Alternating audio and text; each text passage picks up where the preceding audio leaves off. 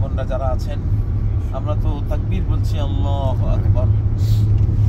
আল্লাহই এমন যে সকল বড়ত্ব তার, বড়ত্ব বলতেই তার, শ্রেষ্ঠত্ব, মাহাত্ম্য সবকিছুই তার।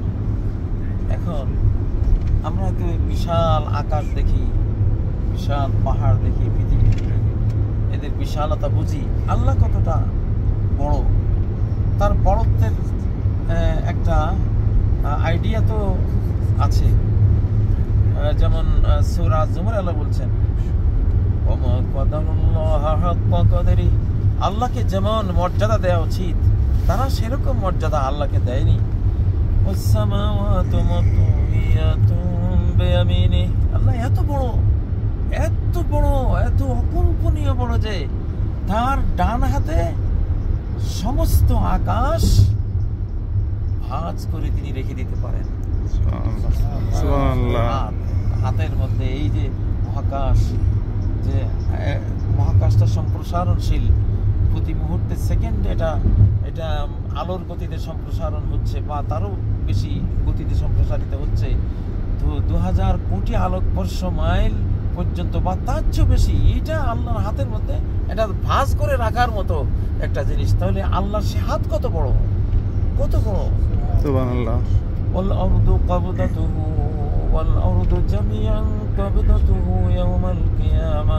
আল্লাহর হাতের মুঠে পুরো পৃথিবী, 7 পৃথিবী একটা মুঠের মধ্যে তিনি রেখে দিবেন কিয়ামতের দিন। সুবহানাল্লাহ।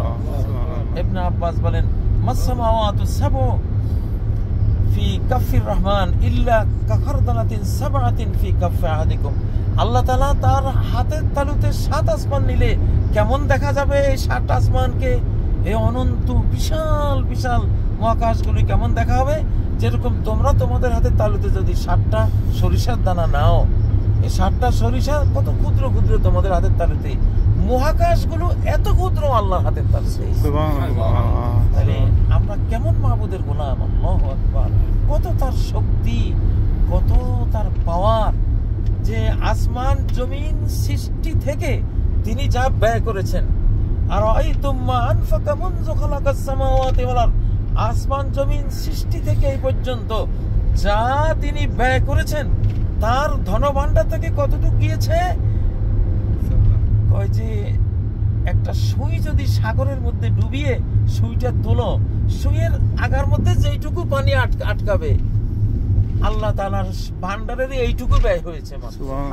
তার মানে নাথিং, এটা ব্যয়ের কিছুই নেই, ওইটুকু তো আবার পূরণ হয়ে গেছে। আল্লাহু আকবার। তো মালিক যত শক্তিশালী হয়, এমপ্লয়ীদের, কর্মচারীদের তত মনোবল থাকে যে যাক আমরা কোনোদিন না খেয়ে মরবো না, চাকরি আসে। কারণ আমাদের মালিক কখনো এমন হবে না যে ওনার কারখানা, ওনার ইয়া হয়ে গেছে, দেউলিয়া হয়ে গেছে, উনি ছাঁটাই করে ফেলছে। দুনিয়ার কোম্পানিরা কত এমপ্লয়ীদেরকে ছাঁটাই করে দেয়, কারণ সে চালাইতে পারে না।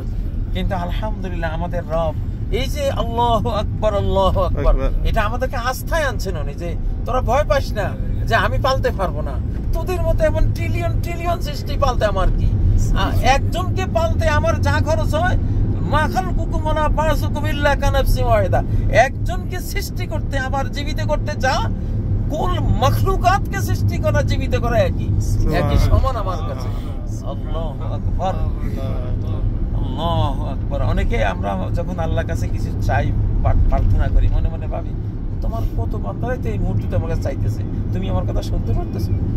আসলে আল্লাহর ব্যাপার হলো, তুমি মনে করবা যে তোমার একারই আল্লাহ, উনি একা, তুমি থাকলে যেরকম শুনতো এইরকমই তোমার কথা, তোমার সবকিছু তিনি দেখতেছে, শুনতেছে, বুঝতেছে। তুমি এইভাবে মনে করো আল্লাহকে এক, তুমি মনে করো তুমি ছাড়া কেউই নেই। আল্লাহ সৃষ্টিতে এতটা তিনি তোমার প্রতি মনোযোগ দিয়ে আছেন, পারেন তিনি, এই ক্ষমতা, এই অসীম অকল্পনীয় শক্তি তার আছে। আসলে আল্লাহ তাআলার বড়ত্ব, শ্রেষ্ঠত্ব আমাদের কল্পনা করা উচিত। তো এই 10 দিন আল্লাহর বড়ত্ব কল্পনা করার 10 দিন। এই জন্যই আল্লাহু আকবার, আল্লাহু আকবার, লা ইলাহা ইল্লাল্লাহ, আল্লাহু আকবার, আল্লাহু আকবার ওয়া লিল্লাহিল হামদ। এই জন্য সালাতে শুরু হয় আল্লাহু আকবার দিয়া। আমরা দেখি সূর্যকে, আমরা বিকেল বেলায় বা সকালবেলা সূর্যের দিকে তাকালে দেখা যায় কি, আমার ঘরে যে একটা গামলা রাখা আছে, মনে হয় যেন ওই গামলাটাও তার চেয়ে বড়। তা আমরা মনে করি কি সূর্য তো আমার ঘরে ছোট। আসলে মানুষের ভুলের কারণে যে 13 লক্ষ পৃথিবীর সমান সূর্যকে একটা গামলার মতো মনে হয়, তাই না? তা আমরা পৃথিবীতে থেকে আল্লাহকেও না জানি কতজনে কত কি মনে করে।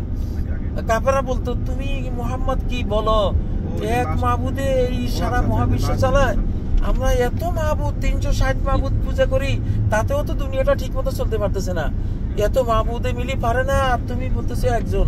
তো উনি একজন একা কি করবে, উনি কেমনে চালাবে এই সব কিছু? আল্লাহু আকবার। এই জন্য আল্লাহর বড়ত্ব পূজা এটা প্রথম 1 নাম্বার জিনিস। এটা না বুঝলে মানুষ আল্লাহর ইবাদত ঠিকভাবে করতে পারে না। এই জন্যই আল্লাহু আকবার, আল্লাহু আকবার। আল্লাহর কিবরিয়া, তার শ্রেষ্ঠত্ব, মাহাত্ম্য, বড়ত্ব বুঝতে হবে যে কুল মাখলুকাত তার কাছে একটা ধূলিকণার সমান। সেখানে আমরা কি, আমাদের কোনো হিসাব আছে? আমাদেরকে পালতে কি লাগে আল্লাহ, আমাদেরকে দেখতে কি লাগে আল্লাহ, সবকিছু দেখেন, সবকিছু শুনেন। তো আল্লাহর বড়ত্ব বুঝবার এই 10টি দিনে আমরা আকাশের বড়ত্ব জানি, আমরা একটা গ্রহ নক্ষত্রের বিশালতা আমরা জানি, কিন্তু আল্লাহর বিশালতা বড়ত্ব আমরা কতটুকু জানি? আল্লাহ আমাদের তৌফিক দেন। হে আল্লাহ, আপনি তৌফিক দেন, আপনাকে বুঝার আমাদের তৌফিক দেন। আমিন। সুবহানাকাল্লাহুম্মা ওয়া বিহামদিক, আশহাদু আল্লা ইলাহা ইল্লা আনতা, আস্তাগফিরুকা ওয়া আতুবু ইলাইক। আমিন।